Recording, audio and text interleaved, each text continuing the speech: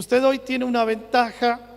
Usted le está aventajando a Pedro, a Juan, a Marcos y a los 12 discípulos. ¿Por qué? ¿Cuál es la ventaja? Que ellos no podían ser considerados hijos. Ellos solamente podían ser considerados discípulos. Entonces recién fueron considerados hijos cuando Jesucristo resucita de entre los muertos, y ahora sí le da la potestad a aquellos que creen en Él de ser hechos o considerados hijos de Dios. Entonces usted tiene a un apóstol Pablo que se encuentra con el Cristo resucitado, y ese directamente entra en la gracia, y por causa de la gracia es adoptado, y él es el que habla del espíritu de adopción que nos permite decir Abba Padre, que algunos interpretan que significa papá querido o papito querido o papá amado, y que es una expresión de amor hacia el Padre. Entonces ahí es el apóstol que recibe esa adopción, el que puede enseñarle a la iglesia de que nosotros podemos llamar al Padre de esa manera, con esa expresión, por causa del espíritu de adopción. O sea, el Espíritu Santo entonces hace una obra en nosotros que nos permite ser formados y ser enseñados como hijos. Es tiempo de gracia. Es una iglesia que creyó en el Mesías. Son hebreos, judíos, creyendo en Cristo. Sin embargo, a ellos se les dice que Dios es fuego consumidor, y que el fuego consumidor de Dios está creado para traer sobre la iglesia el consumo o la remoción o la destrucción de todas las cosas que tienen que ser removidas dentro de la iglesia. Note cómo lo dice. Esta frase aún una vez indica la remoción de todas las cosas movibles como cosas hechas para que queden las cosas inconmovibles. Entonces, ¿cuál es la idea de un Dios que es fuego consumidor? El Dios que es fuego consumidor no es para matar gente. El Dios que es fuego consumidor es para consumir y para destruir en la gente una mentalidad que tiene que ser destruida. Y eso no tiene que ver con que usted esté dentro o fuera de la iglesia, sino que eso tiene que ver con una estructura que nosotros hemos edificado de los conceptos que son del reino. Entonces cada uno tiene sus conceptos del reino. Cada iglesia lo tiene, cada apóstol lo tiene, cada línea apostólica tiene sus conceptos del reino. Sin embargo, dice, nosotros hemos recibido un reino. Diga conmigo, un reino. O sea que por más que hayan diferentes pensamientos, conceptos, diferentes denominaciones, diferentes apóstoles hablando algo diferente, el reino es uno solo. Diga conmigo, el reino es uno solo. Entonces Pablo dice, recibiendo nosotros un reino que es inconmovible, entonces tengamos gratitud, seamos agradecidos, seamos gente que sepa agradecer haber sido puesto y trasladado a un reino que no puede ser conmovido por la estructura religiosa. Entonces, ¿para qué está el fuego consumidor de Dios? Para remover todas las cosas creadas, todas las cosas que son movibles dentro de una estructura que la iglesia ha creado. Entonces la remoción trae el fuego de Dios para que todo lo que fue hecho por hombres desaparezca. Amén. Dios no es un Dios confundido, que un día te dice una cosa y al otro día se va a contradecir porque se confundió. Dios no es así. Dice que Él es veraz y su palabra permanece para siempre, por los siglos de los siglos y de generación en generación. Entonces Dios no es el confundido. Los confundidos somos los hombres que tomamos revelaciones, tomamos interpretaciones y hacemos una estructura mental de lo que nosotros entendemos. Y a veces lo que nosotros hemos entendido no es lo que Dios quiso decir. Ahora, dando a entender por el Espíritu Santo, a entender con esto que aún no se había manifestado el camino al lugar santísimo, entre tanto que la primera parte del tabernáculo estuviese en pie. Es decir, la estructura del tabernáculo tenía que funcionar como una sombra profética, como algo que iba a manifestar Cristo. Entre tanto que el primer tabernáculo estuviera en pie, no se podía manifestar el segundo o el verdadero. Entonces la gente vivía en las sombras de lo que iba a venir. Toda estructura religiosa está creada por sombras. Si usted estudia la estructura religiosa, toda estructura religiosa que tienen los hombres, que tenemos, vamos a hacernos cargo de esto, que tenemos los hombres en este siglo, está creada de sombras proféticas que ya se cumplieron en Cristo. Entonces mire lo que dice el versículo 8: dando a entender el Espíritu Santo, escuche, con esto que aún no se había manifestado el camino al lugar santísimo, entre tanto que la primera parte del tabernáculo estuviese en pie, lo cual es símbolo. Diga conmigo, símbolo. Para el tiempo presente, o sea, para ese tiempo presente, según el cual se presentaban ofrendas, sacrificios que no pueden hacer perfecto al hombre en cuanto a la conciencia, al que practica ese culto, ya que solo esa estructura religiosa consiste en comidas, consiste en bebidas y consiste en diversas abluciones y ordenanzas que tienen que ver con la carne impuesta. Escuche, fue una ordenanza y una estructura impuesta hasta, diga conmigo, hasta. Vamos, dígalo otra vez con más gana. Hasta el tiempo de reformar todas las cosas. Pero, escuche, pero, hay un pero ahí. Pero estando ya presente Cristo, sumo sacerdote de los bienes venideros, por el más amplio y más perfecto tabernáculo, un tabernáculo no hecho de manos, es decir, que no era de esta creación, sino por su sangre, no por sangre de machos cabríos ni de becerros, sino por su propia sangre, entró una vez y para siempre en el lugar santísimo, habiendo obtenido eterna redención. La remoción es la manifestación de Cristo. Vamos, dígalo otra vez: la remoción es la manifestación de Cristo. Cuando se manifiesta Cristo, ¿para qué se revela el Señor y se manifiesta?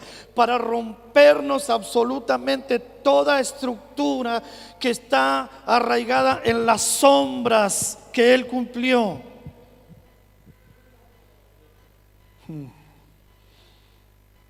Entonces, ¿por qué necesitamos liberación? Porque el Señor dijo: conoceréis la verdad y la verdad os hará verdaderamente libres. Y Él mismo dice: yo soy el camino. Y escuchen esto, Él dice: yo soy la verdad. O sea, el Señor dice: cuando me conozcan a mí, ustedes van a sufrir revelación. Y esa revelación les va a provocar liberación. Conoceréis la verdad y la verdad os hará libres. En otras palabras, yo soy la remoción que tiene que remover toda estructura de hombre para que quede lo inconmovible. Lo único inconmovible que tenemos se llama Jesucristo. Cristo es la principal piedra del ángulo que no se mueve de su lugar.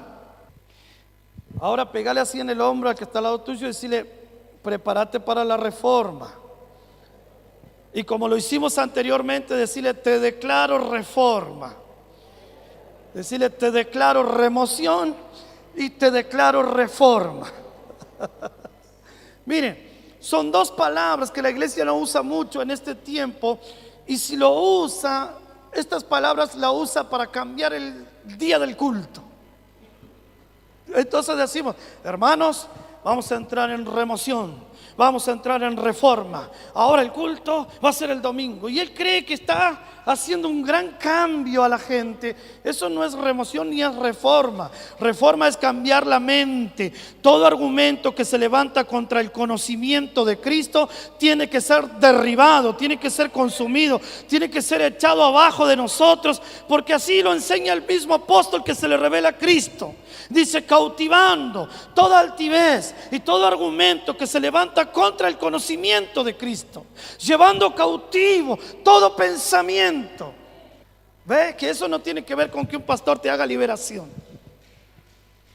Eso no es que un pastor te va a liberar y te va a atrapar los pensamientos. No, Pablo dice, cada uno hágase cargo de que las prisiones que tiene en su religiosidad es porque no ha renunciado a la altivez que tiene, cree que sabe. No ha renunciado a los argumentos que tiene. Entonces Pablo dice, ustedes tienen que atrapar sus propios pensamientos. Atrápenlos y cautívenlos al punto tal de que ustedes puedan llevar sus pensamientos cautivos a Cristo. Hermanos, ahí se nos rompe todo libre albedrío. La verdad no es la predicación de David, ni la predicación de Salazar, ni la predicación de... La verdad no es la predicación de alguien, la verdad es Cristo. Entonces Cristo como persona y como verdad, revelándose a sus hijos y liberándolos. El apóstol Pablo lo que hacía con el antiguo pacto era revelar a Cristo. O sea que el tema no es que yo dejo de predicar del antiguo pacto, sino que aunque yo pueda tomar enseñanzas del antiguo pacto, siempre tiene que ser manifiesto Cristo. ¿Por qué? Porque Él es la esencia de las sombras. O sea, sombra, ¿sabe cuál es la característica de una sombra? Que la sombra no tiene sustancia. Dice que Él nos trasladó. ¿De dónde? De las tinieblas, ¿a dónde? A su luz admirable. De tinieblas a luz. Sin sustancia, con sustancia. La luz tiene sustancia. Ahora, cuando se nos habla de Él como luz y como vida de los hombres, nosotros tenemos que empezar a entender que ya dejó de ser sombra. Entonces, cuando el apóstol nos habla de las sombras de la ley, dice que las sombras de la ley estaban radicadas, fundamentadas sobre cosas específicas. Ordenanzas para la carne. Diga conmigo, ordenanzas para la carne. Comidas, bebidas, abluciones. Ahora, ¿cuál es el cuidado que tenemos que tener? Que de las sombras nosotros tenemos que encontrar la sustancia. Cristo es la sustancia. Entonces el apóstol Pablo no tenía el Nuevo Testamento que usted tiene para predicar. Entonces dice que él desde la mañana hasta la tarde discutía y persuadía a la gente acerca del reino de Dios y cómo el reino se había manifestado en Cristo. Entonces no es una cuestión de leer la ley, la Torá o los profetas. No es una cuestión de eso. Es una cuestión de cómo Pablo encontró a Cristo en ese antiguo pacto, cómo él encontró la sustancia. Y él mismo entendió, y le escribe a los hebreos, según mi pensamiento, que Pablo es el que escribe a los hebreos. Encontró él sustancia y dijo, todo lo demás es sombra. Todo lo demás se escribió porque todavía no estaba la sustancia. Ahora tenemos la sustancia. Por eso es tan terrible el versículo 11. Porque ese versículo confronta hasta el más religioso, desde el más pequeño hasta el más grande. Porque dice, pero estando ya presente Cristo, sumo sacerdote de los bienes venideros, por el más amplio y más perfecto tabernáculo, no hecho de manos, es decir, no de esta creación,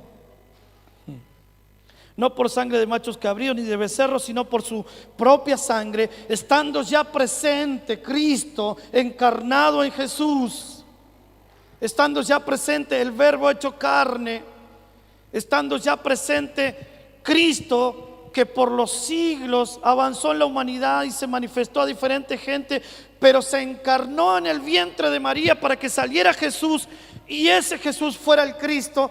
Estando ya presente Cristo, que es la manifestación de todos los bienes venideros y de todas las sombras del antiguo pacto, entonces estando ya presente Él, entró una sola vez y para siempre, y no trajo animalitos para matar en el altar. Su misma sangre fue suficiente en el altar para que todos ahora seamos hechos hijos y tengamos un nuevo pacto. ¿Por qué era necesario derramar la sangre? Porque sin derramamiento de sangre no puede haber testamento. No hay nuevo testamento sin la muerte del testador. Entonces el nuevo pacto comienza con Cristo resucitado.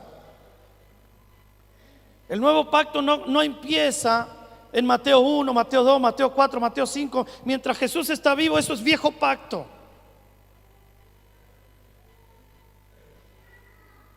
¿Ves que se tiene que romper estructura? Porque leemos Mateo 15 y decimos, vamos a leer el Nuevo Testamento. Eso no es Nuevo Testamento, porque el testador todavía estaba vivo. Y dice el apóstol bien claro, es necesario que el testador muera para que haya Nuevo Testamento. Entonces, ¿qué pasó? Como dijo el pastor Cristian, nos quedamos en las sombras, nos quedamos en las abluciones, nos quedamos en la ley. Se manifestó el tiempo de la gracia y nosotros entramos en la gracia con una estructura de ley. Entonces el Señor dice, no, tiene que ser removido todo lo que fue creado por hombres. Tiene que venir la remoción, tiene que venir la reforma. ¿Por qué? Porque Cristo manifiesta la reforma. Ya cuando Cristo vino, reformó todas las cosas. O sea, porque ¿qué tenemos que sacar de esto? Porque la gente, a mí alguien me dijo, hace algún tiempo, me dijo, apóstol, usted no puede decir todo lo que está diciendo. Entonces yo le digo, ¿por qué? Dice, porque la religión nos trajo acá donde estamos. Y la religión nos ayudó. Lo que usted acusa como religión es lo que nos ayudó a nosotros a llegar acá y a soportar. Y acá estamos porque nos trajo la religión. Y yo le dije, yo no creo que la religión a usted le haya traído donde usted está. Yo creo que el que lo trajo donde usted está es Cristo, a pesar de su religión. ¿Por qué? Porque bajo esos conceptos entonces no soltamos la costumbre. No, si la costumbre me trajo acá y acá estoy vivito y coleando, sigo con la costumbre. No, esa es una excusa para no renunciar. Porque la Biblia dice que el único camino al Padre es Cristo, el Hijo. No hay otro camino al Padre. Entonces nadie puede llevarte, dice, nadie puede ir al Padre si no es por mí. ¿Quién dijo eso? Jesús. Ninguno puede ir al Padre si no es por mí. Entonces no es que todos los caminos te llevan a Roma o todas las religiones te llevan a Dios. No, Señor, no es así. De hecho, ninguna religión te puede llevar a Dios.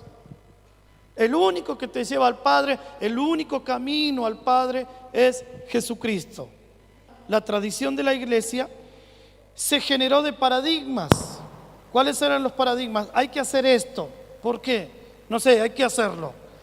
¿Quién lo inventó? No sé, vamos a hacerlo porque hay que practicarlo. Entonces eso fue de generación en generación en generación hasta que alguien se paró y dijo, ¿por qué hacemos esto? Y cuando ese se paró y dijo, ¿por qué hacemos esto? Fue excomulgado de la iglesia. ¿Por qué? Por rebelde. ¿Cómo van a tocar los santos paradigmas de la iglesia? Entonces alguien dijo, ¿por qué oran con los ojos cerrados? ¿No puedo orar con los ojos abiertos? No, porque el diablo te entra por los ojos. O sea, ya le inventaban cosas como para que, paradigmas. Entonces lo que Pablo está diciendo es, córtenla con las prácticas que son sombras y ya están cumplidas en Cristo. No sigan practicando cosas que ya cumplió Cristo. ¿Por qué Pablo dice esto? Porque cuando el Señor rasgó el velo desde arriba hacia abajo, el templo tenía que seguir funcionando, los sacrificios tenían que seguir siendo hechos. Entonces, amablemente, mucha gente agarró el velo y lo cosió. Y siguieron sacrificando animales. Entonces Pablo le dice a los hebreos: ustedes no tendrían que seguir sacrificando animales y mucho menos haber cosido el velo, porque el velo fue rasgado una sola vez y para siempre. Entonces, aunque la religión intentó coser el velo para que siga funcionando el sacerdocio, Pablo le dice: no, eso era una sombra, ustedes se equivocaron, ya está cumplido Cristo. Entró una sola vez, su propia sangre le sirvió y ahora nadie más entra, ya no se hace más esto. Se terminó el asunto. Pero los hebreos siguieron, algunos. Dice Pablo: termínenla con esto, ya está, son abluciones, son cosas de acuerdo a la carne, tienen que ver con comida y bebida. Pedro se dedicó a denunciar lo que comían y bebían, cosa inmunda. ¿Por qué? Por su judaísmo, porque tenía toda la escuela judaica encima y porque él era un apóstol a los judíos. Entonces él se dedicó a eso: esto no lo comas, esto no lo hagas, esto no, esto. Se dedicó a circuncidar gente. Entonces Pablo, entendiendo la revelación de Cristo, le dice: basta, córtenla con esto. La circuncisión no es en el cuerpo, no es la que ustedes cortándose los prepucios, mejor circunciden su corazón. Porque muchos se cortan el prepucio pero no cambian el corazón. Si yo me muevo por la sombra, lo que yo estoy diciendo, para mí no fue suficiente el sacrificio de Cristo. Yo necesito practicar la ley.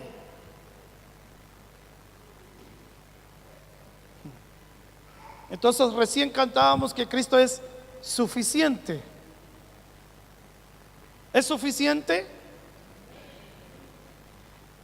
Mire, algunos se agarran de esta idea. El Señor Jesús dijo: ay de aquel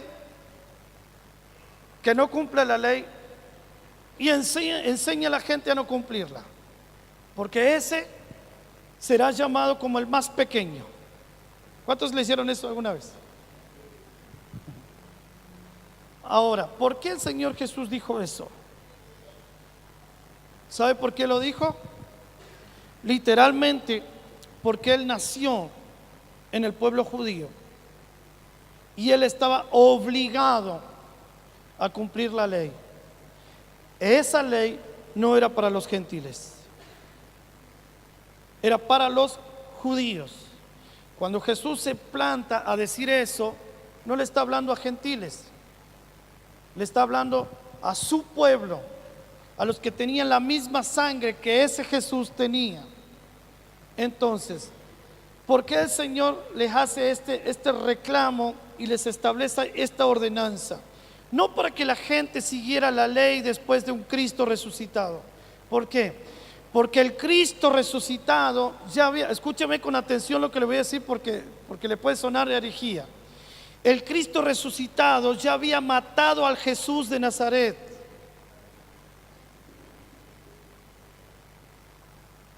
Suena fuerte. ¿Por qué? Porque el Jesús de Nazaret tenía la sangre del primer Adán, que era necesario derramarla. Por eso la idea del Padre no fue: mandemos a Jesús a la tierra y que restaure la naturaleza de Adán. No, Dios no mandó a Jesús a restaurar la naturaleza de Adán. Lo mandó a matar la naturaleza de Adán en la cruz. Por eso era necesario que Él muriera, porque la sangre que Él tenía era la sangre rebelde del primer Adán. Por cuanto todos pecaron, todos fueron destituidos de la gloria de Dios, mas Jehová cargó en Él, en Jesús, el pecado de todos nosotros. Sí, dice Juan. Imagínense que por años pareciera que no hicimos diferencia entre un Jesús o un Cristo encarnado en una sangre humana y un Cristo resucitado. No hicimos diferencia. Por eso es que ni siquiera el apóstol Pedro había hecho diferencia. Entonces Pedro le decía a Pablo: yo anduve con Jesús, escuché sus mensajes, yo vi sus milagros, estuvimos con Él. Y el apóstol Pablo le dice: Pedro, a mí no me interesa eso. Yo no anduve con él, ni vi los milagros, ni me interesó conocer a Jesús, el hijo de José de Nazaret, porque yo conocí al Cristo resucitado de los muertos. Entonces Pablo ahora estaba en otro nivel, en otra revelación, diciendo: ustedes conocieron al que estaba encarnado, yo conocí al resucitado. Entonces Pablo, el apóstol, es el que hace la diferencia entre uno y el otro. Y la idea de esta escuela no es confundirlo, es que usted tenga liberación, sea libre de las estructuras que tienen que ser removidas, que tienen que ser reformadas, por causa del Cristo que usted tiene. Porque ¿cuántos aceptaron a Cristo en su corazón y en su espíritu? ¿Cuántos en algún momento dijeron que Cristo venga a vivir a mi vida? ¿Cuántos lo hicieron? Entonces usted recibió a Cristo, usted le abrió la puerta de su vida y su corazón a un Cristo que ni siquiera usted lo eligió, Él lo había elegido a usted antes.